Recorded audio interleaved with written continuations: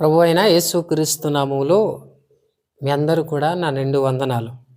ఇక్కడ 2 కొరింథీయులు రాసినటువంటి పత్రిక 5:17లో మనం చూస్తే, ఇదిగో పాతవి గతించెను సమస్తము నూతనమాయెను అని మనం చూస్తున్నాము గదా! సమస్తము నూతనము అవ్వడం అంటే, ఒక దినము రాబోతుంది.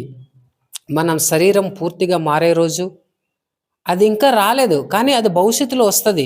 అది ఎప్పుడంటే రోమీయులకు రాసినటువంటి పత్రిక 8వ అధ్యాయము గనక మనం చూసినట్లయితే అక్కడ ఒక మంచి మాట ఉంటది. 23వ వచనములో చూస్తే అంతేకాదు ఆత్మ యొక్క ప్రథమ ఫలములు నొందిన మనము కూడా దత్తపుత్రులము కొరకు అనగా మన దేహము యొక్క విమోచన కొరకు కనిపెట్టుచు మనలో మనము మూలుగుచున్నాం. అంటే మన శరీరం అనేది ఆ మార్పు అయ్యే రోజు ఒకటి అంటూ ఉంటది.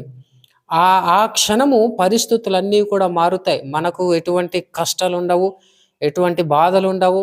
అన్నీ కూడా సమస్తము ఒక నూతనమైనటువంటి సృష్టిగా మారుతుంది. ప్రకటన గ్రంథము 21వ అధ్యాయములో మనం చూస్తే అక్కడ ఒక మంచి మాట ఉంటది. ఏమనంటే 21:4లో ఆయన వారి కనులు ప్రతి భాష బిందును తుడిచివేను, మరణము ఇంకా ఉండదు, దుఃఖమైనను ఏడుపైనను వ్యాధైనను ఇంకా ఉండదు.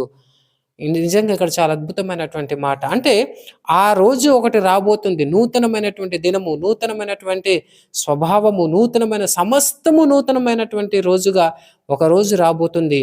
ఆ రోజు మనందరం కూడా నూతనమైనటువంటి హృదయము కలిగి మనము జీవిస్తాం. ఇప్పుడు లోపల మనము నూతనమైనటువంటి హృదయం కలిగి ఉన్నాం. బయట ఇంకా పోరాటాలే, ఇంకా కష్టాలే. కానీ ఒకరోజు లోపల బయట సమస్తము నూతనమైనటువంటి జీవితం కలిగి మనం జీవిస్తాం.